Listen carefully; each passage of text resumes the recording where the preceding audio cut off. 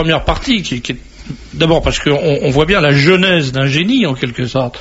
Comment ce personnage parti de rien, qui est un jeune étudiant en lettres, va devenir une des sommités. L'inventeur de la police, un des inventeurs de la police scientifique en France. Mais ce qu'on voit surtout, c'est le gâchis du génie. Et alors, voilà, les années perdues avec des paperasses, des années perdues devant les jalousies, les années perdues devant les petits escrocs quand même. Et on retrouve ce qu'on a trouvé pour l'affaire Beljanski, on retrouve même pour Montagnier. Regardez Montagnier, le co-découvreur du sida. Non, j'entends là. Bon, le Montagnier, le co-découvreur du sida. Un beau jour, un fonctionnaire découvre, Monsieur Montagnier, mais attendez, il y a un petit problème là. Mais vous avez l'âge de la retraite, Monsieur Montagnier. Alors faut partir, Monsieur Montagnier. Alors Monsieur Montagnier part aux USA, où on lui offre des hectares de bureaux, tout ce qu'il demande, comprenez. Mais en France, pour les petits fonctionnaires, Monsieur Montagnier n'avait plus l'âge. Et en fait, c'est vraiment ce pays est le pays du gâchis dans tous les domaines. Et l'histoire, le Ribot, c'est l'histoire d'un terrible gâchis. Moi, j'attribue ça à l'effet pervers de la Révolution. C'est-à-dire que, avant la Révolution, l'État royal, l'État monarchique, avait le respect de l'intelligence, de la créativité, du talent, parce que ça illustrait le roi. À partir du moment où l'État monarchique a été remplacé par la racaille républicaine et par l'idée d'égalitarisme a fait que le fonctionnaire, l'homme de pouvoir, c'est-à-dire le fonctionnaire, pas tous les fonctionnaires, mais certains fonctionnaires, hommes de pouvoir, savent que le seul moyen d'être au même niveau que les autres, comme eux sont incapables de s'élever, c'est d'abaisser les autres. Et c'est donc la politique du lit Procuste. Comme on n'est pas capable d'étirer son intelligence et sa créativité jusqu'à la dimension d'un Loïc Le Ribot, d'un Beljanski, d'un Montagnier, alors on le réduit. Voilà. Mais bien sûr, c'est la politique où aucune tête ne doit dépasser, aucun génie. Dans le domaine de la recherche, on crée des dogmes et on se fait le gardien du dogme, on empêche toute personne de progresser, c'est la même chose. C'est le pays de l'immobilité à tout point de vue, c'est le pays du gâchis dans tous les domaines. Il faudrait bien changer tout ça. Oui, il faudrait changer tout ça, ça va être l'occasion dans quelques jours. Là. Non, on pourrait l'espérer, mais vous savez. Mais il y a une dimension quand même dans cette affaire qui dépasse un petit peu la simple médiocrité. C'est l'acharnement crapuleux, mafieux. Parce qu'on voit bien que un homme comme Le Ribot a été... on a cherché à le détruire systématiquement de façon... je pense que si c'était suicidé, il y a des gens qui auraient eu des primes. Non, ça a été fait. Je pense que ça viendra maintenant quand on en reparlera pour la suite. Là, ça a été fait. Il se retrouve par la suite emprisonné. On le met dans des sous-sols, des culs de basse-source. On va parler de ça, mais il en parlera. Je voudrais rester avant la coupure technique sur la première partie qu'on vient d'entendre, la première partie d'interview qu'on vient d'entendre, où on voit que, par exemple, l'État qui lui doit de l'argent, ça c'est quand même prodigieux. L'État qui lui doit 6 millions pour des travaux qu'il a facturés et qu'il a fait, lui dit on ne peut pas vous payer puisque votre société n'existe pas. En revanche, quand il fait appel à un service d'État, par exemple l'EDF ou les télécommunications, en disant installez-moi le téléphone ou installez-moi l'électricité, on lui dit oui, mais quand vous aurez payé la dette. Alors il répond mais la société n'existe plus. Ah oui, mais ça. Non, mais la société n'existe plus quand l'État doit rembourser les dettes, mais elle existe encore quand lui doit rembourser. Là, ce qui est extraordinaire dans cette affaire, c'est que c'est pas des gens qui vont prendre du fric pour eux. C'est-à-dire que les fonctionnaires qui font ça, ou les employés de l'EDF, ou les employés du téléphone qui font ça, c'est pas des gens qui vont s'enrichir par ce biais-là. Donc on sent bien qu'il y a une espèce de haine de l'intelligence, de la créativité. La haine du médiocre pour celui qui réussit, pour celui qui a créé. Non, mais il y a surtout dans ce cas, malgré tout, d'énormes jalousies, parce que c'est un petit peu l'affaire Beljanski encore, quand un chercheur trouve, mais il interrompt le pactole pour tous ceux qui sont payés pour chercher, quand même. Et puis surtout, il fait l'illustration de l'incapacité des autres. Or, lui, il passait son temps à trouver dans le domaine de la police scientifique ce que les autres cherchaient mais ne trouvaient jamais. Et à chaque fois qu'il trouvait quelque chose, lui tout seul, il montrait l'incapacité de dizaines, de centaines de fonctionnaires payés grassement et qui étaient incapables d'arriver à quelque chose. Mais là, par exemple, ce qu'il raconte sur l'affaire Chenal, il est évident que dans la situation actuelle, dans la jurisprudence actuelle, les parents des supposées victimes, des victimes de présumés coupables Chenal pourrait demander à être indemnisé pour le fait qu'un magistrat instructeur ait dit non, on ne va pas faire les recherches tendant à prouver la responsabilité du suspect parce que ça coûterait trop cher et parce que ça ferait trop de tintouin. Enfin, ce qu'il a raconté sur la possibilité qu'il avait d'étudier les cheveux qu'il avait trouvés dans la voiture, les débris les boues, les sables qu'il avait trouvés, tout ça montre que si on l'avait laissé faire, l'affaire Chenal serait réglée depuis longtemps. Or, oui, parce qu'au niveau l'affaire n'est pas réglée, elle a coûté des milliards en frais de justice. Certainement, mais au niveau de la justice aussi, les juges, tout le monde a pris l'habitude d'une certaine incompétence et on est quelque part effrayé quand arrive quelqu'un d'efficace qui dit mais attendez, celui-là, je vais l'apporter tout de suite. Et quelque part, on a tellement l'habitude du non-résultat qu'on hésite. Alors Jean-Paul, je te propose de nous interrompre là pendant quelques minutes pour la coupure technique traditionnelle. Et puis la deuxième partie, on va raconter alors l'affaire de ce produit qui s'appelle le G5, qui a été découvert par Loïc Le Ribaud et qui a provoqué un nouveau drame dans sa vie, un drame encore plus lourd que celui qu'il a connu avec son laboratoire. C'est un multiple personnage. Nous allons rencontrer un deuxième Le Ribaud, totalement différent du premier, simplement toujours aussi génial et gênant toujours les médiocres. Et un esprit de résistance qui est extraordinaire. Et on retrouve ça. Et puis un homme charmant, plein d'humour, s'amusant à travers ses ennuis. Vu la première partie de sa vie, qui est quand même extraordinaire, personnage qui invente en quelque sorte la police scientifique moderne, avec l'aide du microscope électronique et d'autres techniques, qui est dépouillé de ses découvertes par des méthodes sur lesquelles on ne va pas revenir, qu'on croit abattu et qui se redresse d'une façon stupéfiante en devenant un novateur en matière médicale, en matière de traitement. Et ce qu'il raconte est tellement extraordinaire que on est en droit quand même de se dire est-ce que cet homme-là ne nous emmène pas en bateau? Est-ce que par hasard ce qu'il raconte ne serait pas purement et simplement inventé? Parce que il y a un proverbe qui dit à beau mentir qui vient de loin, mais on pourrait également dire à beau mentir qui s'en va loin. Parce qu'il nous dit j'ai fait ci, j'ai fait ça, mais c'est pas très facile de s'assurer. Alors en ce qui concerne la police scientifique, tout de même, là c'est vérifié, parce qu'il a été célèbre dans le monde entier, on est venu visiter de partout, il est passé je ne sais combien de fois à la télévision quand même, donc de ce côté-là c'est certain. Voilà. Mais pour le reste, on aurait pu penser qu'Aigri, il a un petit peu exagéré les choses. Oui, bon, puis étant la vedette de la police scientifique, il attrape la grosse tête, ensuite il est un peu déçu que ça marche pas. Cela dit, quand on est face au bonhomme, on réalise tout de suite qu'on a affaire à quelqu'un de tellement brillant que tout devient invraisemblable. Là, il y a des gens comme ça, il faut quelques secondes devant eux et on réalise qu'il y a quelque chose qui se passe, un courant qui passe. Bon voilà. Alors on en est au moment où il se casse la figure, cela dit, je voudrais donc expliquer pour répondre à cette question qu'effectivement, quand même en tant qu'ancien journaliste de minutes, j'ai vérifié, j'ai fait 22 heures de bateau pour aller le rencontrer là-bas en Irlande, j'ai traversé l'Irlande en voiture, et puis là sur place, je lui dis bon c'est bien gentil, j'aimerais rencontrer des malades guéris, parce que vous en avez forcément autour de vous. Alors je précise quand même que c'est pas la première fois que j'enquête sur ce genre de choses. Dans l'affaire Beljanski, quand on demande à un malade, on est à la position de quelqu'un qui est sous un pommier, qui veut cueillir une pomme et qui en prend 200 sur la tête. Si vous voulez quelqu'un qui témoigne, vous avez tous les témoignages du monde avec leurs adresses, etc. Mais je me rappelle d'avoir travaillé sur des gens qui guérissaient le sida depuis la Suisse, alors de très loin c'était parfait, puis quand arrivait le moment, je prends l'avion demain pour être en Suisse, ou ma voiture, il n'y avait plus personne. Là, brusquement, ils peuvent pas, ils savent pas, voilà. Alors, dans le cas de Le Ribaud, je me suis dit comment ça va marcher. Alors sur place là-bas en Irlande, il m'a emmené visiter les familles de malades, il m'a emmené visiter un tas de gens, effectivement, il avait des résultats étonnants, donc avec ce produit dont il parlera quand même, voilà, mais qui est excellent pour la peau, pour cicatriser, donc il y avait des gens qui avaient été brûlés, il y avait des gens qui avaient des gros problèmes et qui avaient été guéris par ce produit. Donc j'ai vérifié ça sur place, et le vice du journaliste de minutes, je m'étais rendu compte dans des histoires qu'il nous racontera, qu'à travers ses périples, lorsqu'il a dû s'enfuir de France, il avait séjourné quelque temps dans l'île de Jersey, dans un hôtel qui s'appelait le Dolphin Hotel, quelque part sur une plage près de Palmiers, ça j'ai dit comme tout Jersey, bon. Et ben je me suis dit, je vais passer quelques jours dans cet hôtel où il a séjourné 1 an. Et là, il n'a rien prévu. Je vais interroger tout le monde. Et là, je suis allé dans cet hôtel. Ça, tu l'avais pas prévenu. Je lui ai dit que je partais pour le faire.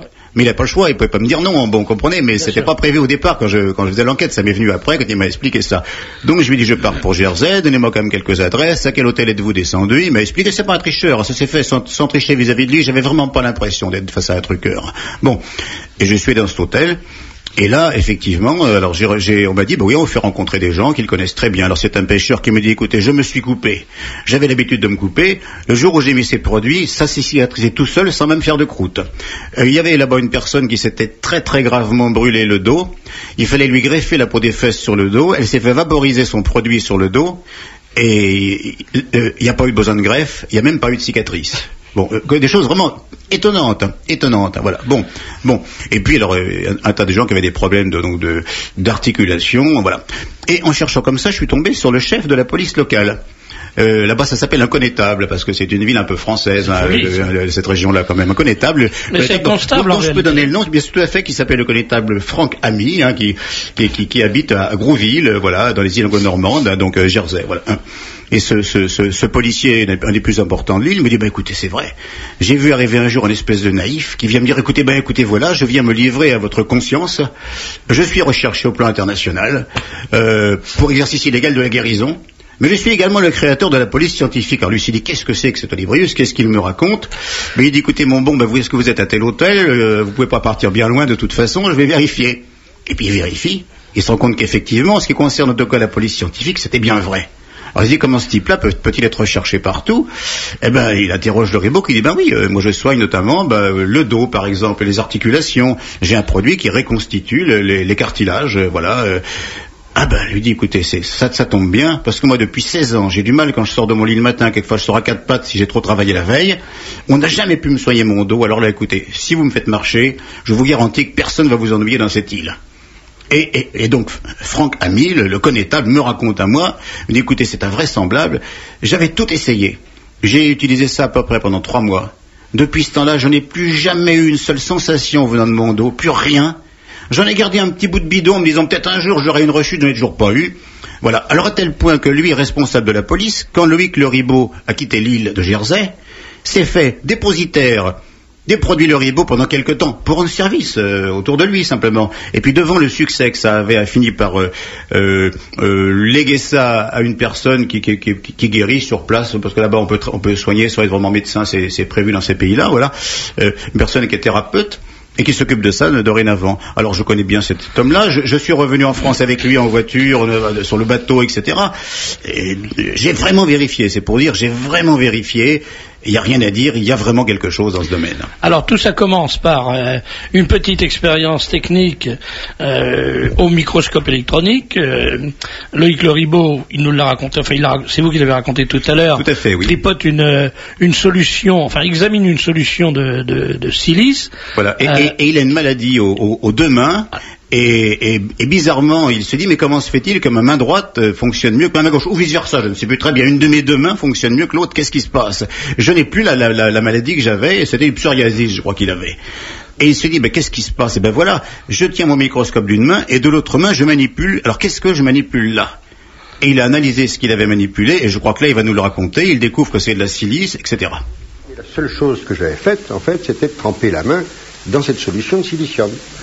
Alors au laboratoire, je trempe la main gauche, et puis 2 jours plus tard, paf, c'est disparu. La deuxième main est également guérie. Oui, alors à ce moment-là, je commence à me poser des questions sérieuses sur ce que c'est d'abord cette solution. C'est du silicium, d'accord, ça on le sait.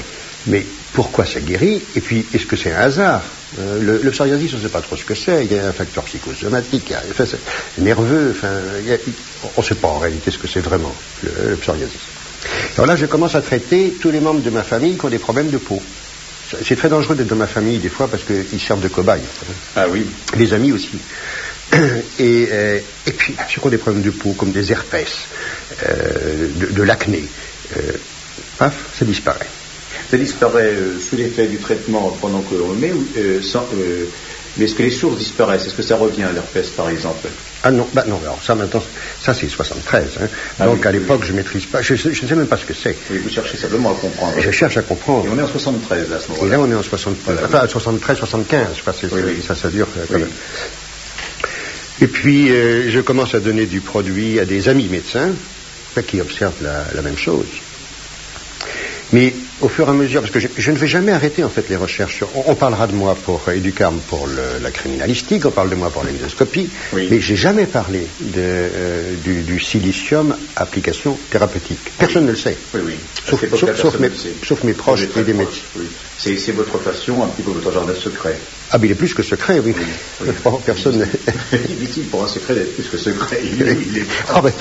Donc, il y a les faux secrets et puis il y a les secrets secrets. C'est les caves du Vatican. Ce sont vos caves du Vatican personnelles. Vous travaillez toujours, donc depuis 1973, pour essayer de comprendre et de progresser dans la connaissance de cette espèce de médication miracle. Oui, tout à fait. Et puis il y a des médecins, au bout d'un certain temps, de certaines années en fait, qui disent, mais c'est tout à fait bizarre, parce que les gens qu'on traite avec ton produit pour un herpès, ils n'ont plus de problème de rhumatisme. Et en plus, leur santé va mieux, ils ont pris du tonus, ils dorment mieux. Alors ça marche pas, quoi. Ça marche bien, mais pourquoi? Comment? C'est impossible à comprendre. Donc je continue à travailler là-dessus. Et donc je crée le CARM en 1980, à Noël 81. Et en janvier 82, je rencontre Norbert Dufaux, un chimiste de l'université de Bordeaux, au cours d'une manifestation scientifique. Alors lui, en 1957, a mis au point un silicium organique de synthèse. Et il fait des applications thérapeutiques depuis cette époque-là. Alors moi je travaille sur un silicium naturel, lui il travaille sur un silicium de synthèse, et on décide de travailler ensemble. Et on va travailler ensemble pendant 13 ans. Et ça se fait avec une structure quelque chose ou bien comme ça? Non. Alors lui il était aussi peu pro-structure que moi. Non, ça se passe de façon informelle. Vous étiez deux électrons libres, c'est ça? Complètement, oui, tout à fait. Oui. Et puis on améliore la molécule et en fait on va passer à plusieurs générations de silicium organique, et jusqu'en 1987 où on met au point une molécule spécifiquement antivirale qu'on appelle qui est en fait le G4 antiviral. Antiviral. C'est très difficile de trouver quelque chose. Oui, ça marche pas. Contre tous les types de virus, parce qu'il y a des virus à ARN, des virus à ADN, il y a des virus différents en fait. Et c'est là qu'on commence à comprendre. C'est impossible de traiter différents virus avec la même molécule. Il n'y a qu'une seule solution. Une seule solution, c'est qu'on renforce les défenses immunitaires de l'organisme. Alors on va très très loin là. Parce que là vraiment, on ne traite même pas les maladies. On va renforcer l'organisme. On donne à l'organisme les forces pour lutter contre les virus. Ce qui est beaucoup plus important. Vous faites un petit peu la médecine de Claude Bernard, telle qu'elle devrait être, telle qu'elle n'est pas, parce que vous travaillez sur le terrain et pas sur la maladie, en fait. Très exactement. Sauf que, on ne le savait pas. Et que vous l'avez appris au fur et à mesure. Alors, comment est-ce que vous avez fini par comprendre? Vous êtes associé avec des médecins. Qu'est-ce que vous avez fait pour... C'est-à-dire que... moi je suis toujours avec le CARM à ce moment-là. Oui, donc vous êtes trop occupé pour aller plus loin. Oui, tout à fait. Mais en 1994, donc là je suis, alors non seulement ma maison est vendue, mais là j'en étais locataire. J'en suis expulsé un matin, à 7h du matin si je ne m'abuse. Les huissiers débarquent avec la police, parce que je suis réputé être dangereux aussi et agressif. Ça, je suis parfois agressif, c'est vrai. Et je suis expulsé avec ma mère de 85 ans en une demi-heure. Voilà. Et les meubles, les documents, etc. sont stockés dans un garage. Et je dois trouver une maison qui m'héberge. Oui, et puis aussi, donc... je suis et une nouvelle occupation, en fait, aussi. Donc, alors, c'est là que vous avez plus de temps pour vous consacrer à vos recherches sur le G5. En fait, j'avais commencé avant. 6 mois avant, à peu près, j'avais commencé une fabrication semi-industrielle. Quand je dis semi-industrielle, ça veut dire dans la salle de bain. Oui, de bricolage. De bricolage, parce que de plus en plus de médecins sont intéressés, j'ai de plus en plus de patients qui viennent, et ça commence à faire une clientèle qui n'est pas négligeable. J'ai oublié de dire que Dufaux se suicide. Se suicide en novembre d'une manière qui a toujours semblé étrange d'ailleurs. À moi, elle m'a toujours paru étrange. Il allait publier un livre. Il était célibataire, donc il vivait tout seul chez lui, et on le découvre mort, empoisonné dans son lit un matin. Ah oui. Empoisonné avec quoi? Alors on m'a dit, parce qu'on ne m'a pas donné l'expertise, d'accord, oui. On m'a dit empoisonné au cyanure de potassium. Or, un scientifique de haut niveau, et Dufaux est un scientifique du plus haut niveau, Dufaux était un génie, oui. Se suicide pas au cyanure de potassium, parce que c'est extrêmement... À ce moment-là, non, pas particulièrement. Il en avait... On m'a dit quand même qu'il avait été acculé à cette époque à la faillite, qu'il avait de gros problèmes. Dufaux n'avait pas de faillite, je ne vois pas pourquoi. Non, il n'avait pas de problème financier énorme. À ma connaissance, non, il n'avait pas de vu ça d'autres sources, mais vous êtes vraiment mieux placé. Non, mais il avait toujours eu des problèmes. Il était professeur à l'université, il ne gagnait pas des sommes astronomiques. Oui. Alors, mais il n'avait pas de problème particulier à ce moment-là, alors en fait. Mais moi, depuis un an, je ne le voyais pas, parce que moi j'avais mes propres problèmes. Donc, mais à ma connaissance, non. Non, par contre, il était extrêmement déçu, ça c'est vrai, que... Et puis moi aussi. Toutes ces recherches sur le silicium, personne ne s'y intéresse. Ah mais non, on a envoyé des tas de documents au ministère de la Santé, à tous les organismes responsables de la santé, pour demander simplement à ce qu'on teste le produit. Oui.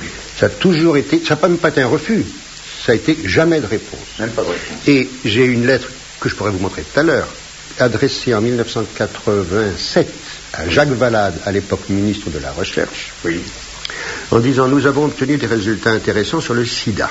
Il n'y en a pas assez pour prouver que ça marche. Mais il faut absolument que vous essayiez nos produits sur le sida. » Et donc, actuellement, en 2001, on n'a toujours pas de réponse. Pas de réponse non plus. Et c'est une lettre enregistrée par l'huissier. Donc, d'autres se sont trouvés dans le même cas que vous. Je pense que vous avez également coupé l'herbe sous les pieds des grands laboratoires pharmaceutiques et on n'a jamais pardonné à personne. Il y a en France un système de lobby que tout le monde connaît et vous avez dû les déranger à cette époque. Alors, continuons donc à ce moment-là. Vous avez beaucoup plus de temps libre et puis en plus vous êtes seul, Dufaux a disparu. Oui, donc, et alors je mets au point, peu de temps après sa disparition, mais j'avais commencé à travailler avant, un nouveau silicium, parce qu'entre-temps, bien sûr, j'ai découvert que cette solution-là qui m'avait guéri du psoriasis, c'est du silicium, oui, mais pas du silicium minéral, comme le quartz. C'est un silicium différent, tel que le fabriquent certains micro-organismes, c'est ce qu'on appelle le silicium organique. C'est-à-dire que, je ne veux pas rentrer dans les détails si vous voulez, mais je vous disais tout à l'heure que silicium minéral, c'est silicium... Plus facilement assimilable puisqu'il est déjà organique que celui qui est minéral et qu'on ne peut pas assimiler. Il est parfaitement assimilable, parce que ces petites bêtes, greffent un atome de carbone, ça veut dire la vie, donc c'est le silicium organique, parfaitement assimilable. Et donc, j'ai mis au point, là, à ce moment-là, une molécule qui est composée exclusivement d'eau pure et de silicium. Parce qu'à l'époque, avant, quand on utilisait les générations antérieures, il fallait ajouter certains éléments médicamenteux.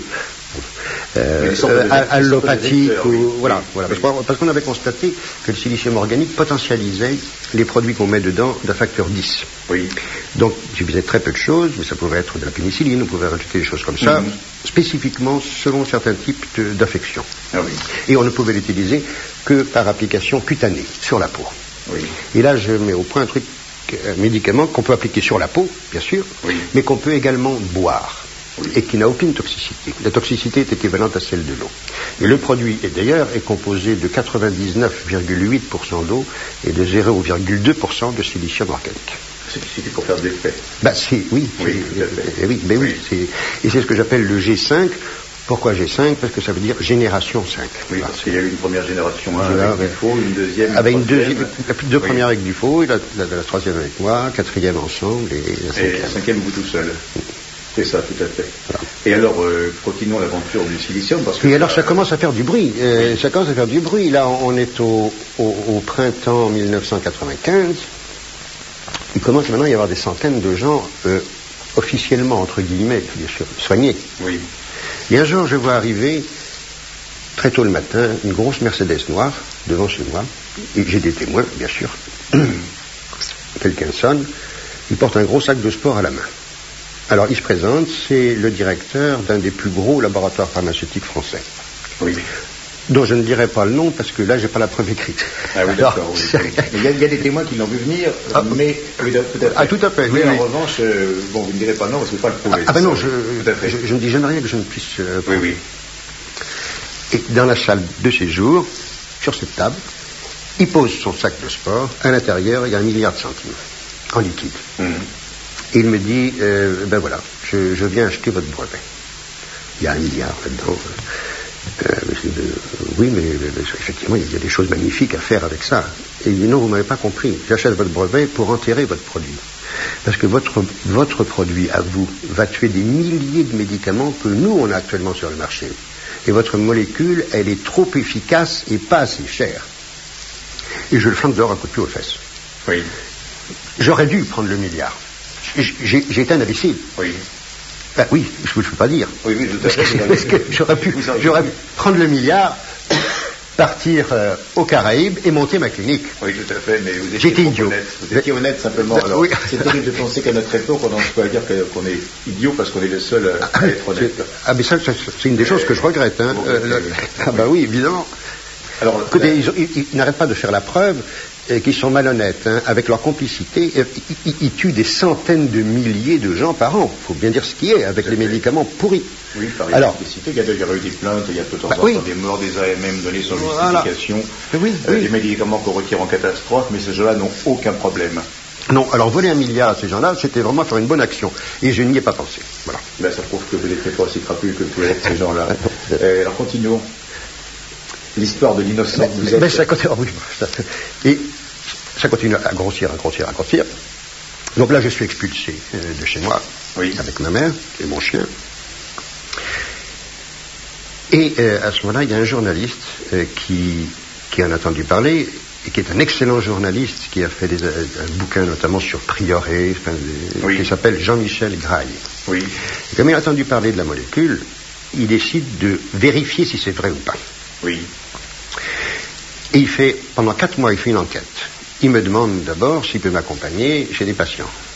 Il me demande s'il peut voir les dossiers médicaux, etc. Donc il a accès absolument à tout et en toute liberté. Oui. Il a l'autorisation, bien sûr, d'interroger les patients hors de ma présence. Enfin, oui. Et puis au bout de 4 mois, bien sûr, il est persuadé. D'autant plus que lui, il avait un doigt déformé par l'arthrose, presque à angle droit. Et au bout d'1 mois de traitement, crac, le doigt était revenu à la normale. Et la direction de Sud-Ouest accepte de publier l'article. Et l'article paraît le 8 octobre 1995. Et c'est là que commencent vraiment mes plus gros ennuis. Dans la journée même, c'est des milliers de patients qui ont trouvé ma trace, alors qu'il n'y avait pas d'adresse. Hein. Oui. Dans la journée, c'est fait. À 7 heures du matin, il y avait déjà des gens à ma porte. Hein. Oui. Et ce sont des milliers de gens qui défilent. Tellement de gens que je suis obligé de louer un hôtel entier. C'est chiant. Oui. J'ai fait venir des amis médecins pour soigner les gens en direct. Oui. C'est-à-dire des gens avec des problèmes d'arthrose, d'arthrite, etc., qui sont traités dans la journée. Et c'est encore une fois la boule de neige. Et ces gens payaient pour ça?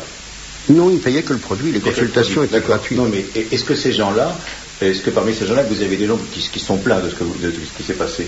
Je n'ai jamais eu une seule plainte. Maintenant, à l'heure actuelle, je pense que j'ai traité d'abord tout seul et puis ensuite avec mes bureaux, là, plus de 100 000 personnes. Donc ces gens ont payé le produit et n'ont jamais trouvé qu'ils avaient été escroqués d'une manière ou d'une autre. Ils ont été contents. Vous n'avez jamais eu de... Ah non, je n'ai eu que des milliers de lettres de soutien. Voilà. J'en ai eu une seule plainte.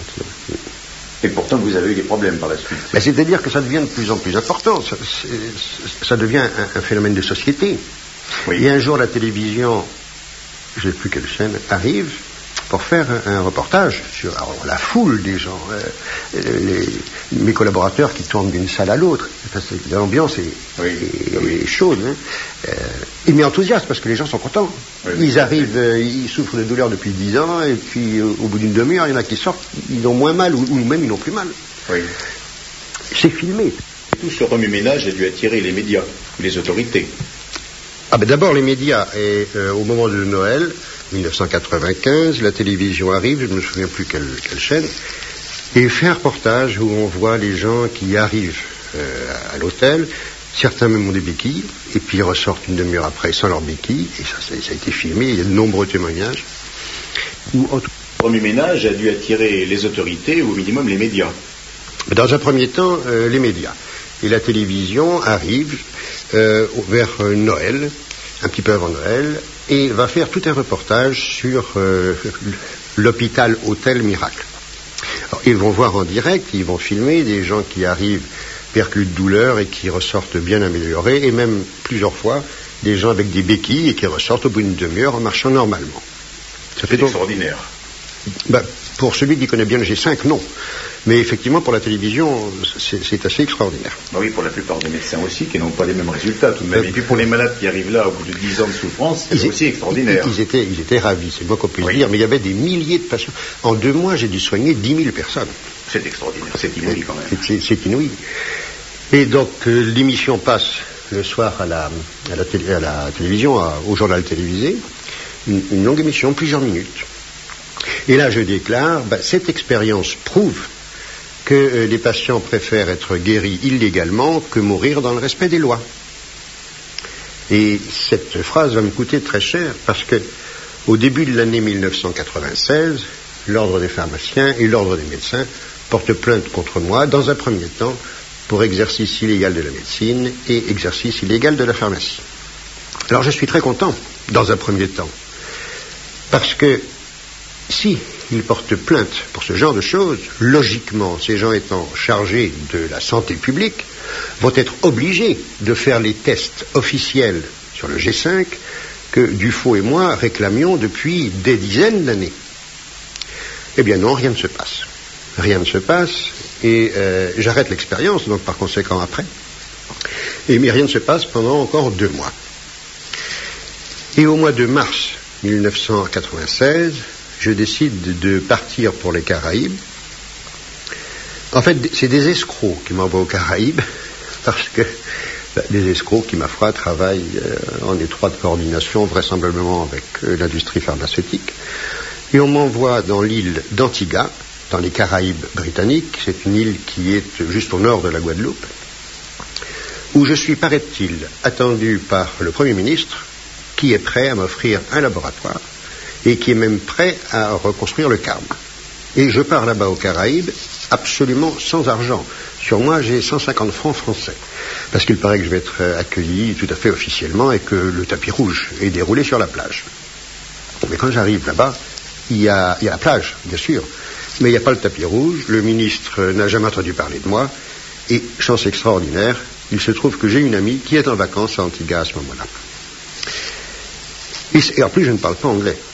Alors c'est une île purement anglophone. En fait, je vais rester à Antigua pendant 9 mois. Et il se trouve que j'avais emporté avec moi, j'emporte toujours avec moi du G5. Et j'avais emporté avec moi 3 minuscules petites fioles de G5, concentrées. Et évidemment, je n'ai pas d'argent. Et ça coûte cher de vivre à l'hôtel, même dans un hôtel modeste. Et je décide de prendre le taureau par les cornes. Antigua est une île de milliardaires. Qui dit milliardaire dit généralement personnes âgées. Qui dit personnes âgées dit généralement arthrose, rhumatisme. Alors je décide, à beau matin, il me reste 50 francs. Et je décide d'investir ces 50 francs dans un petit déjeuner. Je ne sais pas si ce ne sera pas le dernier, puisque je n'ai aucune source de revenus. Et je dépose sur tous les magnifiques bateaux qui sont là une petite feuille de papier expliquant ce qu'est le G5. En me disant, peut-être après tout, qu'il y en a là-dedans qui souffrent de douleurs rhumatismales et puis qui vont me demander de les soigner. J'avais mes 30 petites fioles. Et je prends mon petit déjeuner tranquille et je vois arriver bientôt un capitaine sortant de son bateau, enfin propriétaire bien sûr, en habit d'amiral, et qui tient ma feuille à la main. Il est suivi bientôt par un autre, qui a aussi sa casquette de capitaine et son uniforme de yachtman. Ils s'asseyent tous les deux, juste à côté de moi. Et il y en a un qui dit John, t'as vu ça, ce qu'on a posé sur le pont de mon bateau? Et l'autre dit, moi on m'a posé la même chose. Et tu crois vraiment à ces sornettes? C'est impossible, moi ça fait 20 ans que je dépense. Enfin, avec ce que j'ai dépensé chez les médecins, j'aurais pu m'acheter 2 bateaux comme mon yacht. Le yacht il fait 30 mètres de long. Hein. Et moi je suis à côté, il faut bien que je réagisse. Alors je leur dis, mais écoutez messieurs, c'est tout à fait sérieux. Ça c'est moi qui ai déposé ça sur le pont de votre bateau. Alors si vous voulez, vous terminez votre petit déjeuner, et puis je vais aller sur votre bateau et je vais vous soigner. Ce que je fais. Et ils sont soignés. Au bout d'une semaine, j'avais gagné assez d'argent pour rentrer en France. Et au bout de 15 jours, ma foi, j'étais à l'aise. C'est extraordinaire, encore une fois. Encore une fois, c'est extraordinaire. Qu'est-ce qui s'est passé à Antigua? Parce qu'il a fallu ensuite en revenir, précisément. C'est-à-dire que, donc, je commence à... Bon, disons que je n'ai plus de problème financier à ce moment-là. Et je peux commencer à faire des démarches officielles. Et j'obtiens les agréments officiels du gouvernement de la Dominique, qui est une autre petite île qui est située entre la Guadeloupe et la Dominique, et du gouvernement antillais, pour utiliser le G5 en tant que médicament.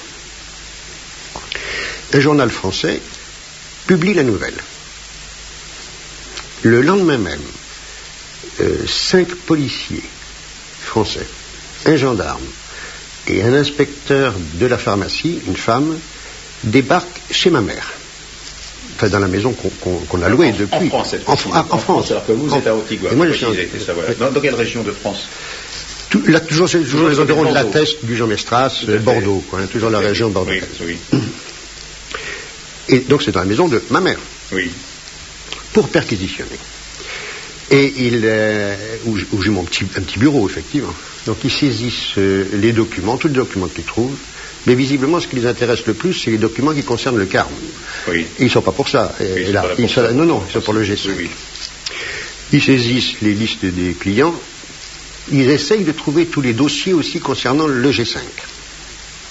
Pour la petite histoire, pendant que ses collègues fouillent pour essayer de trouver les documents sur le G5, celui qui lit en fraude les documents sur le Carme est assis sur la caisse dans laquelle se trouvent justement les documents sur le G5. C'est assez amusant, oui. Oui, tout à fait. Et donc, ma foi, ils ne les trouveront jamais. Ils ne les trouveront jamais parce que... Mais non, il est assis dessus. Voilà. Et ils vont interroger ma mère. Ma mère a 85 ans. Et les policiers vont interroger ma mère pendant 5 heures. Chez elle ou ils l'emmènent? Chez elle, oui. Non, mais si ils lui disent que si elle ne veut pas répondre, ils vont l'emmener. Oui. Donc, elle leur répond, bien entendu. Oui.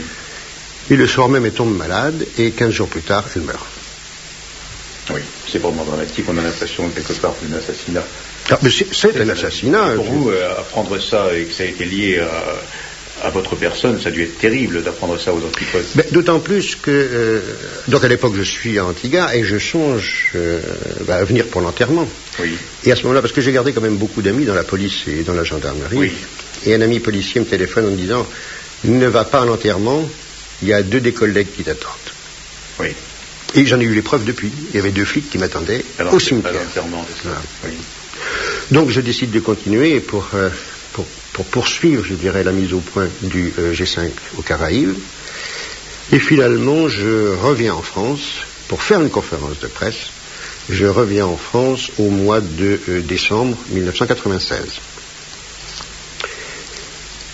Et j'arrive... ça s'appelle la place des Carmes, ce qui est très drôle. Oui. Je viens donc faire à Langon conférence à la place des Carmes. Oui. Et là, le SRPJ m'attend, je suis arrêté immédiatement. Et je suis emmené donc au SRPJ de Bordeaux, où on me signifie que je suis un individu extrêmement dangereux, puisque les inculpations... Alors là, je lis les inculpations... Je suis mis en examen... Parce qu'on ne dit plus inculpé maintenant. Oui, on dit mis en examen. Il n'y a plus d'aveugles, il y a des non-voyants. Oui, Bon, alors moi, je suis mis en examen. Il n'y a plus d'escrocs, il y a des non-honnêtes. Oui, c'est ça. Je propose des problèmes au niveau du langage maintenant. Oui, tout à fait. Alors, je suis mis en examen pour infraction sur la recherche biomédicale. Je rappelle qu'entre-temps, je suis devenu docteur et sciences, d'État et sciences. Donc, je ne fais pas d'infraction, je ne tiens pas la route. Exercice illégal de la pharmacie. Commercialisation de médicaments sans autorisation de mise sur le marché. Fabrication de médicaments sans autorisation. Publicité en faveur de médicaments dépourvus d'autorisation de mise sur le marché. Je n'ai jamais fait de publicité. Et dans un état non pharmaceutique. Exercice illégal de la médecine. escroquerie et tromperie sur les qualités substantielles de la chose vendue. Alors, voilà ce dont on m'accuse. Alors c'est précisé au-dessous en petites lettres, ce qui est susceptible de me valoir une peine d'emprisonnement correctionnel égale ou supérieure à 2 ans. Alors 2 ans, je comprends. Mais ou supérieur, ça veut dire quoi? Mais c'est un vague artistique. Et donc le soir même, le SRPJ, commissaire du SRPJ de Bordeaux téléphone à mon juge d'instruction, un nommé Alain Rénal, qui dit qu'il n'a pas le temps de me recevoir et que par conséquent, il est tout à fait logique de m'héberger gracieusement à la prison de Gradignan. Donc je me retrouve à la prison de Gradignan où je vais rester pendant 2 mois et demi, alors que pas une seule plainte n'a été déposée contre moi. A eu la plainte bien sûr de l'ordre des pharmaciens et de l'ordre des médecins, susceptible de me valoir une amende, mais en aucun cas une peine de prison. Et je suis mis à l'isolement pendant 2 mois et demi à la prison de Gradignan. Évidemment, sur ces dizaines de milliers de malades, il n'y a aucun plaignant. Ah, pas un seul. Pas un seul. Par contre, le juge recevra, lui, des centaines de lettres quand je serai en prison, des centaines de lettres, moi j'en ai des milliers, mais le juge lui-même recevra des centaines de lettres d'encouragement et de soutien. Oui, en ce qui vous concerne. À ce qui me des concerne. malades. Oui, Et dont on tiendra compte ou du tout. Ah, du tout, parce que mon cas, en 2 mois et demi, le juge ne daignera m'interroger que 2 fois. Mais au moins l'inculpation d'escroquerie, dans ce cas-là, avec tous ces gens satisfaits et avec aucun plaignant, est-ce qu'elle tient toujours? Non, alors c'est tout à fait bizarre, parce que je viens de recevoir, parce qu'ensuite j'ai fait l'objet d'un mandat d'arrêt international, parce que je suis dangereux. Évidemment, guérir les gens sans autorisation, c'est extrêmement dangereux. Je suis pire que Bin Laden, il n'y a pas de problème. Et là, bizarrement quand même, l'accusation d'escroquerie est tombée. Bizarrement, effectivement. Et puis donc, finalement, au bout de 2 mois et demi, grâce à mon avocat, je suis libéré sur décision de la chambre d'accusation. Alors que mon juge voulait me garder encore 6 mois. J'ai été mis en plus à l'isolement absolu. Parce qu'en fait, la situation était la suivante. Je me retrouvais mis à l'isolement absolu sous prétexte de me protéger. Oui, à cause de votre passé en ce qui concerne la police scientifique. Parce que vous étiez enfermé avec les gens que vous aviez contribué à faire enfermer jadis. Très exactement. Et je recevais effectivement sous ma porte des menaces de mort. C'est une situation horrible quand même. Oui, effectivement, oui. Et comment est-ce que vous avez survécu à cela? Vous bien, ma foi. Pas du tout préparé quand même. J'étais pas du tout préparé. Je dois dire que quand il devait être 7 ou 8 heures du soir, c'était l'hiver, vous vous retrouvez devant une cellule. Moi, j'étais allé souvent dans les cellules pour faire des prélèvements. Oui, en tant qu'assesseur de la justice. Exactement. On vous ouvre, c'est une cellule qui est toute noire. Et le gardien, très gentiment, vous souhaite bonne nuit. Et clonk, la porte se referme derrière vous. Vous ne savez même pas où est l'interrupteur. Vous ne savez d'ailleurs même pas s'il y a un interrupteur. Et puis vous entendez une respiration. C'est-à-dire que vous n'êtes pas tout seul dans la cellule. Et vous ne savez pas qui c'est. Alors à ce moment-là, je me suis rendu compte que j'étais dans une mauvaise situation, mais je me suis rendu compte vraiment que mon aventure, c'était du Kafka, quoi. Oui. Mais enfin, dans ces moments-là, c'est tellement injuste qu'on dit ça va s'arrêter demain matin. Ou non, là je savais qu'à partir du moment où on avait osé faire ça, je savais. Ah oui, incontestablement. Oui. D'ailleurs, et la meilleure preuve d'ailleurs, donc mis à l'isolement, dans une prison où il y avait plein de gens arrêtés grâce à moi. Oui. Où je serais presque enclin à dire maintenant à cause de moi. Oui, oui. Et dans une cellule sans chauffage, sans vitre, avec une température qui était de moins 10 à l'époque dehors, j'ai eu une main gelée, un pied gelé.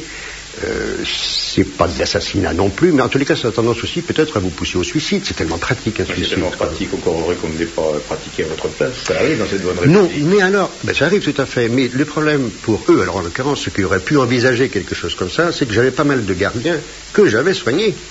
Ah, en plus, oui. Vous n'aviez pas que des ennemis sur place, oui. Ah, les gardiens, non. Et alors, les gardiens ont été très corrects. Ah, les gardiens ont été très correct, et tout en respectant le règlement, évidemment, ils n'avaient pas le choix, ils ont cherché au maximum à me faciliter la vie. Oui, aussi à vous protéger, donc parce que je pense le créateur de la police scientifique française, enfermé avec les crapules qu'il a fait arrêter, et comme crime pour avoir soigné des gens et les avoir guéris de manière illégale, c'est quand même extraordinaire. Oui. Donc vous êtes le responsable de la police scientifique française et est enfermé dans une cellule au milieu des gens qu'il a fait arrêter et gardé par des gardiens qu'il a soignés pour le crime d'avoir soigné d'autres personnes et les avoir guéris de manière illégale grâce au silicium organique. Alors, la première... inutile de dire que la première nuit, je n'ai pas très très bien dormi. J'ai oublié de dire un détail aussi, c'est que j'ai eu des gros problèmes de dents, notamment quand j'étais à l'armée. Et j'ai fait... j'ai fait du... Un œdème. Quand les gencives disparaissent. La maladie des voiliers. Et vous avez un problème de gencives, qu'on a dans les bateaux, expliquons, lorsqu'on ne mange pas cette vitamine. Je ne sais plus comment ça s'appelle. Ça, c'est un comble, ça. Et je suis censé m'occuper de domaine médical. Oui, ça arrive de Scorbut. Scorbut, voilà, vous avez souffert de scorbut. Oui. Et donc, j'ai perdu presque toutes mes dents. Et donc, je voulais leur faire un appareil. Et le matin même de mon arrestation, on m'avait arraché 5 dents. Et vous êtes retrouvé dans cette là avec 5 dents fraîchement arrachées. Oui, et le juge a toujours refusé que j'aille chercher mon appareil dentaire. Ce qui fait que pendant à peu près 15 jours, j'ai dû boire uniquement de l'eau sucrée. Oui. Et puis, et ensuite, j'étais obligé de manger avec les gencives simplement, puisque le juge refusait qu'on me donne mon appareil dentaire. À cette époque, oui, mais il n'y pouvait rien, le juge est maître d'œuvre. Hein. Oui, tout à fait. Mais donc le juge n'ignorait pas l'avocat lui. Ah non. Il savait parfaitement ce qu'il faisait en fait. Absolument, et j'étais allé à l'infirmerie, il avait été prévenu par le dentiste, par les médecins également. Donc non, c'était en toute connaissance. Toute connaissance. C'est jusqu'à vous refuser un appareil dentaire. Ah oui, qui était prêt, qui m'attendait. Oui, tout à fait. C'est intéressant. Continuons. Et puis après, j'avais le droit de sortir. J'avais le droit de sortir 1 heure par jour. Donc 2 fois 1 heure par jour, mais c'était dans les couloirs, dans une pièce isolée, dans une cour isolée, mais c'était tellement glacial que c'était insupportable, ce qui fait que je suis resté enfermé en fait pendant 2 mois. Pendant 2 mois. Et donc après vous sortez? Donc je sors après, et au bout d'un mois, à peu près, alors je suis assigné à résidence, je suis astreint à un contrôle judiciaire, comme un criminel. Hein. Le juge me fait saisir mon passeport par la gendarmerie pour m'empêcher de m'évader, je suis dangereux. Heureusement, il me laisse mon permis de conduire parce que ça, il n'y a pas pensé. Oui. Et au bout d'un mois, un ami policier, comme d'habitude, me téléphone pour me dire « Fiche tes camps, les collègues arrivent. » Pourquoi ? Pour t'arrêter à nouveau parce qu'on a monté un dossier contre toi. Je ne suis pas un dossier monté contre moi, sous prétexte que j'aurais volé un tableau de maître. Au cours de mes expertises, oui, il faut bien inventer quelque chose quand même. Oui. Je m'en vais et je n'ai que le temps de m'en aller. Parce que les policiers, ils arrivent. Et à ce moment-là, je m'en vais chez une amie à Bordeaux, qui accepte de m'héberger, parce que je ne sais pas trop ce que je vais faire.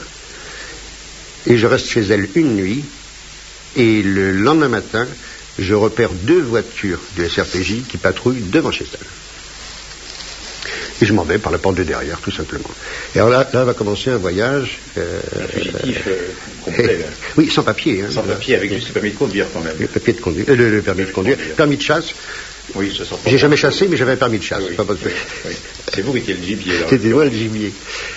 Et j'ai réussi à traverser toute la France, ça prend plusieurs jours. Je suis hébergé, pour la petite histoire, par des juges d'instruction. Je suis hébergé dans une gendarmerie, où d'ailleurs je vais soigner un gendarme qui s'est sérieusement, je ne sais plus si c'était brûlé ou coupé. Oui. Je suis hébergé chez un policier. Parce que vous avez toujours dans ces cas-là avec vous vos petites filles. J'ai toujours, oui, bien sûr. Voilà, qui vous sauve la vie à chaque fois. Absolument, oui. Alors à l'époque, je veux aller en Belgique à ce moment-là. Oui. Et à l'époque, il y a le plan Vigipirate que vous avez. Pour vous aider. Alors, forcément, il risque quand même d'y avoir des contrôles. Or, je n'ai rien. Oui. Et c'est un policier qui m'accompagne jusqu'à la gare. Donc, on traverse sans aucun problème les barrages de gendarmes. Oui. Il a eu un faux ordre de mission pour moi. Donc des policiers que vous avez connus pour les avoir soignés ou dans le cadre de votre laboratoire de police scientifique? Les deux. Dans les 2 cas, c'est ça, oui. Oui. Donc il y a quand même des gens bien dans la police qui savent se souvenir de leurs amis. Ah oui. Tout à fait, oui. Et j'ai gardé vraiment d'excellents amis. Hein. Et puis je grimpe finalement dans le train. Et dans le train, je vais jusqu'à la frontière belge. Là, je descends. Et un ami vient me chercher et m'emmène en Belgique. Là, je vais vivre au milieu de la forêt des Ardennes pendant 3-4 mois à peu près. Et quelqu'un me dénonce, évidemment. Et donc, vous avez recommencé à soigner des gens sur place? Ah non, là c'était le profil bas. C'est ça, oui. Vous avez été dénoncé depuis la Belgique ou comment ça s'est passé? Oui, depuis la Belgique. Depuis la Belgique. Oui. Et alors, qu'est-ce qui se passe? Je m'en vais encore une fois. Oui, vous êtes prévenu alors quand même. Mais j'ai des bons services secrets. Vous avez des amis partout qui vous restent de l'époque toujours de la police scientifique. Oui, tout à fait, oui. Tout à fait. Et donc, un garde-chasse vient me chercher avec une Jeep, parce que la forêt des Ardennes, c'est pas des autoroutes. Et finalement, je vais terminer en passant 3 mois cachés dans un grenier, chez des gens qui m'hébergent. Alors, le seul problème, c'est qu'ils reçoivent leur famille le samedi et le dimanche, etc. Alors, je suis dans le grenier, je ne dois pas bouger le samedi et le dimanche, puisque la salle à manger est juste dessous. Oui. Alors, je dois me déplacer uniquement en chaussons, ne pas tousser, et donc je passe 3 mois dans ce grenier. Et toujours tout ça pour avoir soigné des gens, les avoir guéris, sans qu'il y ait aucune plainte de personne. Non, bien sûr. Et puis, j'en ai marre. Vous savez, les greniers, 3 mois, alors après 2 mois de prison, 2 mois et demi de prison, ensuite 3 mois de grenier, après 3 mois dans la forêt des Ardennes, je commence vraiment à en avoir assez, quoi. Et alors là, je regarde la télévision chez les amis belges, lorsque on apprend le décès, l'accident ou l'assassinat de la princesse Diana. Oui. Et alors là, il se trouve que j'avais des amis de famille, des amis de famille depuis 70 ans. Non pas que j'ai 70 ans, mais ils sont amis de la famille depuis 70 ans. Oui. À Jersey. Jersey, île indépendante appartenant à la Grande-Bretagne, mais avec un statut tout à fait indépendant. Et je me dis, Jersey, les pays anglo-saxons sont des pays libres. C'est pas comme la France, c'est pas comme la Belgique non plus, parce que la Belgique est exactement comme la France. Et il faut que j'aille là-bas, mais j'ai pas de papier. Mais j'avais pris mes précautions avant, et je m'étais procuré les papiers d'un ami qui me ressemble comme 2 gouttes d'eau. Donc j'étais devenu Monsieur Ludwig van Vrijheid. Quelqu'un de... Voilà. Oui.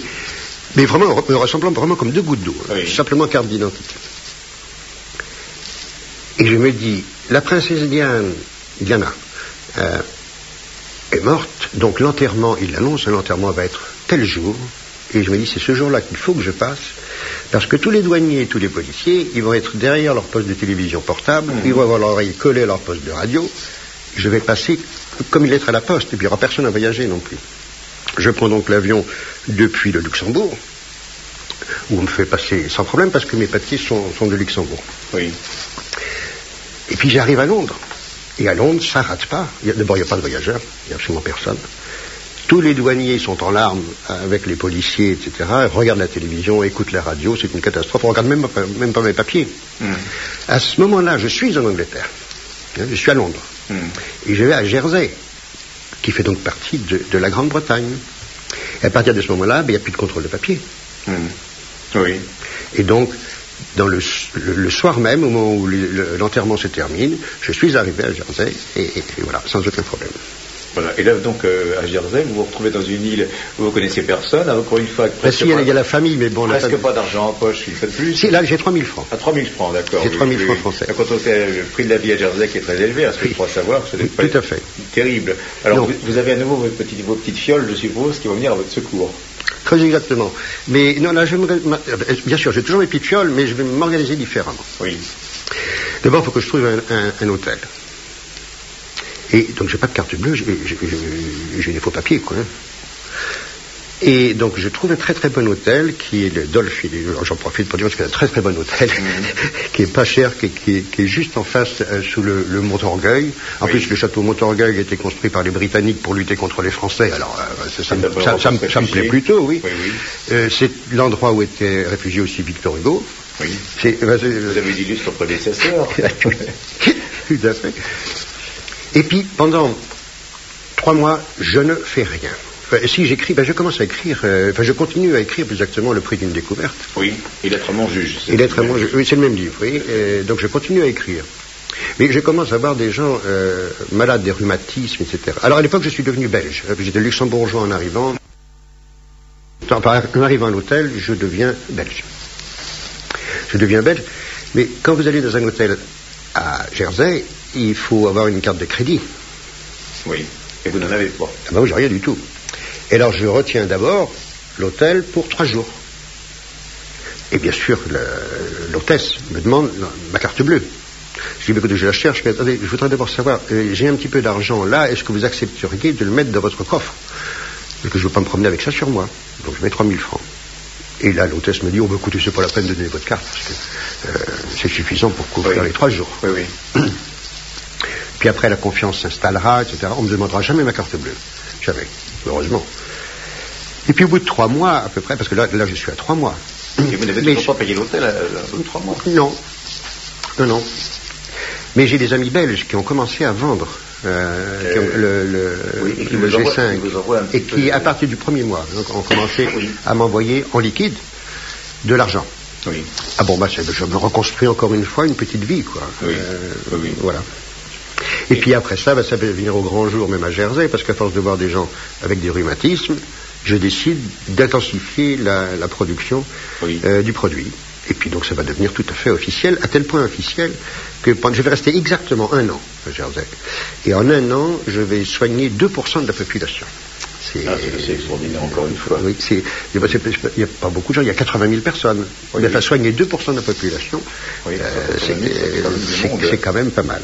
Et puis, qu'est-ce qui vous fait quitter Alors, d'abord, le chef de la police devient le responsable de la vente du produit à Jersey, donc on ne peut plus légal, bien entendu. Et puis un jour, je vais recommencer à recevoir des menaces, et notamment des menaces de mort. Les premiers exemplaires de mon livre, Le prix d'une découverte, arrivent par le bateau qui vient de Port-Bail. Et donc j'attends les livres depuis ma chambre qui donne juste sur le port. Et là, je vois des gens qui ne me plaisent pas du tout. Et qui me demandent surtout. Et là, je décide de partir parce qu'ils ont une voiture rouge dont j'ai remarqué qu'elle me suivait systématiquement depuis plusieurs jours. Et là, je m'en vais. Oui. Je m'en vais, je prends le bac. Et vos livres, vous les avez quand même... Ah ben non, je les ai pas eu. Mes livres, non, je les ai pas eus. Vous n'avez même pas pris les livraisons. Non, il m'attendait à côté. Et non, bien sûr que non. Oui, donc ça se rajoutait aux menaces de mort. C'était des Italiens. Oui, ça s'ajoutait. Oui. Alors, tout ça collait trop bien, quoi. Oui. Non, les livres, ils resteront à l'hôtel et je ne les récupérerai que 2 mois plus tard quand j'aurai trouvé refuge. Qui serait à l'origine de ces menaces de mort et d'envoyer des gens comme ça C'est impossible à dire. Vous avez gêné trop d'intérêts. Ah oui. Que ce soit pharmaceutique, que ce soit même d'État ou autre. Ah oui. Et donc, c'est là que vous partez pour l'Irlande. Oui, alors, j'ai toujours pas de papier. Oui. Toujours pas de papier. Enfin, si, j'en ai des faux, quoi. Enfin, qui sont pas. Mais il faut savoir que dans les pays anglo-saxons, une carte de crédit est un papier d'identité. Or, avant de partir de Jersey, comme j'avais là commencé à réunir un peu d'argent, et j'avais pu ouvrir un compte à Jersey. Oui. Donc j'avais une carte de crédit. Oui. Et dans les pays anglo-saxons, donc la carte de crédit, surtout de Jersey d'ailleurs, c'est comme un passeport, exactement. Oui. Et donc sans aucun problème, je quitte Jersey et j'arrive en Angleterre. En Angleterre, je vais rester pendant 15 jours, hébergé par des journalistes, d'ailleurs, à Londres. Oui. Après ça, je m'en vais au Pays de Galles, où je suis hébergé par des amis, parce que ça peut paraître bizarre, mais maintenant, j'ai pas mal d'amis avec tous les gens que j'ai soignés. Dans le monde entier. Alors, c'est un véritable réseau qui s'est constitué. Oui. Et puis, de là, je décide de partir en Irlande. Alors, le problème, l'Irlande... est-ce qu'on passe facilement ou pas? On me certifie qu'il n'y a pas besoin, ce qui est vrai, mais je ne le sais pas à l'époque, qu'il n'y a pas besoin de papier pour faire le trajet entre l'Irlande, l'Angleterre et l'Irlande. Et mon ami anglais me propose de me conduire en voiture jusqu'en Irlande, avec sa voiture britannique, bien sûr, et son passeport britannique. Et donc on fait la traversée, et j'arrive en Irlande. En arrivant en Irlande, je ne suis pas rassuré du tout, évidemment. Et il y a donc le policier à l'entrée des frontières qui ne pose pas la question. D'ailleurs, il nous dit « Vous êtes anglais ?» De toute façon, il y a la voiture qui est anglaise, effectivement. « Vous êtes anglais ?» Alors mon ami anglais dit « Naturellement. » Moi, je dis quelque chose comme « Oui, quelque chose... » Ah non, ça va pas. C'est quand même un petit peu mieux. Ah oui, mais là, je traduisais en français. Et puis, voilà, je suis arrivé en Irlande. Et c'est en Irlande que maintenant, je me trouve depuis 3 ans et demi, quoi. Oui. Et là, alors, en Irlande, vous avez soigné des gens avec vous? Oui, en Irlande, d'abord, je ne connais personne. Absolument, une fois de plus. Je ne connais personne. Par contre, mon anglais s'est amélioré. Oui. Je vais à Dublin, mais Dublin, c'est comme Paris, c'est aussi moche. Je veux dire, la vie est aussi... Enfin, pas aussi... C'est mieux que Paris, quand même, mais c'est une grande ville. Et moi, je viens là pour trouver le calme. Alors, je visite un petit peu toute l'Irlande. J'arrive dans le Connemara. C'est joli. Mais on me dit qu'il y a un coin encore plus sauvage, qui est le Mayo. Alors, je vais visiter le Mayo, et je tombe amoureux du Mayo. Voilà. Voilà. Et vous êtes installé encore, donc vous avez un laboratoire maintenant sur place? Ah oui, évidemment, chez moi il y a un laboratoire, donc il y a la fabrication de produits, mais sous mon contrôle personnel, parce que ça on pourra parler des contrefacteurs, hein, il y a 70 contrefacteurs au moins en France maintenant, ça c'est le produit que je fabrique dans mon laboratoire. Mes amis, on a voté 63, je crois. Ah, ça a augmenté. Ça a augmenté déjà depuis. Ah, ça a augmenté, oui. Je suis à 70 en gros. Là, contrefacteurs. Alors, le problème, c'est que les contrefacteurs, eux, n'ont pas d'ennui. Non, aucun. Vous qui avez créé le problème au départ, vous avez des ennuis, mais les contrefacteurs qui vendent le même produit de mauvaise qualité, eux, pas de problème. Ah oui, et même le juge d'instruction a des rapports que j'ai vus, des rapports d'expertise indiquant que certains de ces produits sont toxiques parce qu'ils ne sont pas stabilisés. Oui. N'empêche que ces gens-là, ils ont le droit de faire des publicités, ils ouvrent des magasins, ils créent des compagnies au grand jour et s'enrichissent considérablement. Qu'est-ce qu'on reproche aux gens comme vous en France? C'est d'être des créateurs? C'est quoi? On reproche d'abord à mon produit d'être un bon produit. Les imitateurs qui empoisonnent les gens avec des mauvais produits n'ont pas de problème. Parce qu'ils ne gênent pas l'industrie pharmaceutique. Ben oui, évidemment, et vous les gênez, par conséquent, vous avez des problèmes. Ah, mais moi, je gêne pour plusieurs raisons. Je gêne d'abord, parce que je pense que c'est la principale raison, d'ailleurs, c'est je connaissais trop, enfin, je connais toujours, il y a trop de secrets d'État. Enfin, maintenant, je sais que les secrets d'État, je les ai publiés. Oui, c'est une garantie pour vous. C'est une garantie pour moi. Vous avez cette frénésie d'écrire. Vous en êtes à combien de livres, si on en parlait rapidement? Eh ben, je sais pas. Vous n'avez pas compté vos livres, non. Vous les comptez. Alors, il y a déjà un livre, Loïc Le Ribot, le silicium organique sur le G5, historique et application thérapeutique. C'est un petit celui-là. Oui. C'est un petit, mais c'est peut-être quand même le plus efficace pour je vois cancer, système respiratoire, système nerveux, système immunitaire, traumatisme, système hormonal, système digestif, problèmes cutanés, problèmes oculaires, système cardiovasculaire. Oui. Articulation et ORL. Ça, c'est le résultat de 25 années d'expérimentation. C'est pas même des expérimentations, voilà. Maintenant, c'est de vérification sur plus de 100 000 et patients. Alors, les autres livres, vous avez Micropolis. Oui, ça, c'est l'histoire de la rénovation de la police scientifique. De la police scientifique que vous avez, non pas rénovée, mais créée, parce qu'avant, elle n'était pas tellement scientifique. On était encore à, comment s'appelait-il déjà, on en parlait tout à l'heure, à Bertillon et au vertillonnage. Ça, c'est le même. Là, nous avons maintenant... Alors, celui-là, c'est un roman. Ah, c'est un roman, celui-là. Présenté âme, avec, il n'y a pas le R, mais c'est assez rigolo. Effectivement, c'est un petit jeu de mots. Un roman. Le prix d'une découverte, lettre à mon juge, que j'ai lu, qui raconte à peu près ce que vous venez de nous raconter maintenant, qu'on peut recommander à tous nos auditeurs, mais encore faudrait-il dire où est-ce qu'on peut se le procurer. Et comment? Mais c'était la société donc a été créée donc dans le county Mayo, oui. C'est dans l'ouest de l'Irlande, et on peut écrire. De toute façon, on peut m'écrire aussi. Hein, oui. C'est le nom de la société, c'est LLR G5, Loïc Le Ribot G5, et l'adresse c'est CO, c'est-à-dire au bon soin de oui. Ross ROSS Post POST. Office, OFFICE, donc à Castlebar, CASTLEBAR, au-dessous, CO, c'est bien le comté, Mayo, MAYO. Donc République d'Irlande, il faut bien préciser République d'Irlande parce qu'il ne faut pas confondre l'Irlande du Nord, occupée par les Anglais, Ulster, et la République d'Irlande où j'habite. Vous avez également publié L'Irlande un an plus tard, qui justement raconte votre aventure en Irlande. Oui, tout à fait. Maintenant. Voilà, donc on peut se procurer de la même manière. Et puis alors un petit livre amusant, mais peut-être méchant pour les gendarmes, qui s'appelle Loïc Le Ribot. Ah, c'est pas méchant, c'est juste.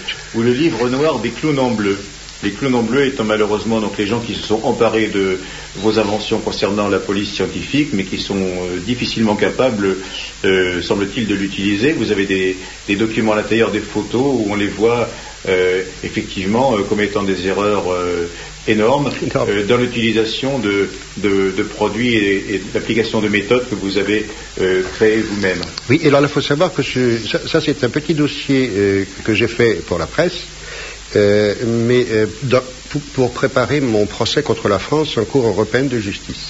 Oui. C'est-à-dire que ce livre est distribué gratuitement à ceux que ça intéresse. Il ne reste plus que 500, mais c'est envoyé gracieusement et il suffit de m'écrire en France. Alors là, c'est pas en Irlande, c'est en France, oui. À mon nom.